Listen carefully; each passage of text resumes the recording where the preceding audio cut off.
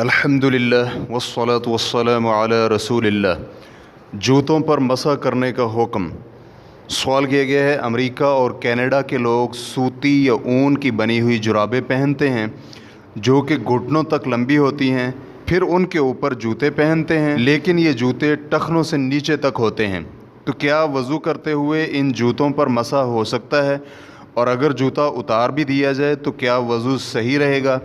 یعنی جب وہ نماز کے لیے جاتے ہیں تو وہ اپنے جوتے اتار دیتے ہیں، تو کیا پھر بھی ان کا وضو قائم ہوگا؟ الجواب بعون اللہ سبحانہ وتعالی۔ اول، اگر جوتا ٹخنوں سمیت پورے قدم کو ڈھانپ لیتا ہو تو اس پر مسح کرنا جائز ہے، کیونکہ اس وقت وہ موزے کی طرح ہے۔ اور اگر جوتا پاؤں کے اتنے حصے کو نہیں ڈھانپتا جسے وضو میں دھونا لازمی ہے، یعنی ٹخنوں سمیت پورا قدم، تو ایسی حالت میں جمہور علماء کرام کے ہاں اس پر مسح کرنا جائز نہیں۔ ریفرنس کے لیے دیکھیے الموسوعۃ الفقہیۃ الکویتیہ، جلد نمبر 37، صفحہ نمبر 264۔ یہی موقف شیخ ابن باز اور دائمی فتویٰ کمیٹی کا ہے۔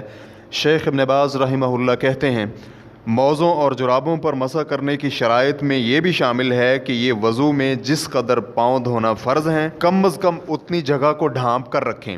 ریفرنس کے لیے دیکھیے مجموع فتاوی ابن باز، جلد نمبر 10، صفحہ نمبر 111۔ اسی طرح ریفرنس کے لیے دیکھ سکتے ہیں فتاوی اللجنۃ الدائمہ، جلد نمبر 5، صفحہ نمبر 396۔ دوم، اہل علم کے صحیح موقف کے مطابق اگر کوئی شخص وضو میں دھوئی جانے والی جگہ کو ڈھانپنے والے جوتے پر مسح کر لے اور پھر اس جوتے کو اتار دے اور باوضو ہو تو اس کا وضو نہیں ٹوٹے گا۔ تاہم اس بات کی طرف توجہ ضروری ہے کہ ایسے کرنے سے وہ آئندہ وضو میں مسح کرنے کی رخصت نہیں حاصل کر سکے گا، لہٰذا اگر وہ انہیں دوبارہ پہن لے اور پھر وضو کرے تو اب اسے اپنا جوتا اور جرابیں اتار کر پاؤں دھونے ہوں گے۔ سوم، اگر کوئی شخص جرابیں پہن کر ٹخنوں سے نیچے تک کا جوتا پہن لے تو اس میں 3 صورتیں ہیں۔ نمبر 1، صرف جوتے پر مسح کرے تو یہ ناجائز ہے، اس کی تفصیل پہلے گزر چکی ہے۔ نمبر 2، صرف جرابوں پر مسح کرے، یعنی جوتا اتار کر اور اپنے دونوں ہاتھوں سے جرابوں پر مسح کرے اور پھر دوبارہ جوتا پہن لے تو یہ جائز ہے، اس میں کوئی حرج والی بات نہیں ہے۔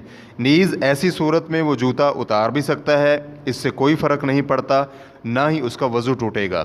نمبر 3، جوتوں اور جرابوں دونوں پر مسح کرے تو یہ بھی جائز ہے، لہٰذا اگر ٹخنوں سے نیچے رہنے والے جوتے پر مسح کرے اور پھر جرابوں کو بھی مسح میں شامل کر لے تو اب مسح کا حکم جرابوں اور جوتوں دونوں کے ساتھ ہوگا، لہٰذا اگر وہ شخص صرف جوتا اتارے یا جرابیں بھی اتار دے تو اس کی وضو کی حالت ختم نہیں ہوگی، وہ نماز پڑھ سکتا ہے، تاہم مستقبل میں اسے مسح کی اجازت اسی وقت ہوگی جب مکمل وضو کرتے ہوئے پاؤں دھو کر انہیں پہنے۔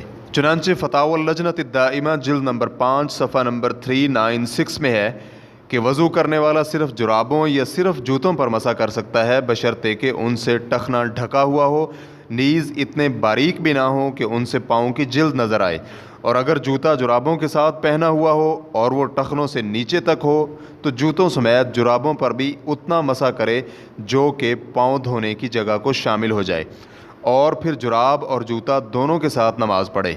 جبکہ شیخ ابن باز رحمہ اللہ کا کہنا ہے اگر کنترا، یہ جوتے کی ایک خاص قسم ہے، وہ بھی ٹخنوں سمیت قدم کو نہ ڈھک سکے تو یہ بھی عام جوتوں کی طرح ہے، لہٰذا جوتے اور جراب دونوں پر اکٹھا مسح کرے تو پھر مسح کا حکم جوتوں اور جرابوں دونوں کے ساتھ منسلک ہوگا، اور اگر جوتا اتار کر صرف جرابوں پر مسح کر لے تو یہ اس کے لیے کافی ہے۔ ایسی صورت میں اس کے لیے جوتا کسی بھی وقت اتارنا جائز ہوگا اور اس کا وضو باقی رہے گا، کیونکہ مسح اب جرابوں کے ساتھ ہے، جوتے کے ساتھ نہیں۔ ریفرنس کے لیے دیکھیے مجموع فتاوی ابن باز، جلد نمبر 29، صفحہ نمبر 73۔ نیز ہم سائل کو متنبہ کرنا چاہیں گے کہ موزوں سے تعلق رکھنے والے تمام احکام پورے قدم کو ڈھکنے والی جرابوں اور جوتوں پر لاگو ہوتے ہیں، کیونکہ ان سب کا حکم راجح موقف کے مطابق ایک ہی ہے۔ واللہ تعالی اعلم۔ اسلام QA ریکارڈنگز، مؤسسۃ الشیخ محمد صالح المنجد، المملکۃ العربیۃ السعودیہ، فتویٰ نمبر 228515۔ والسلام علیکم ورحمۃ اللہ وبرکاتہ۔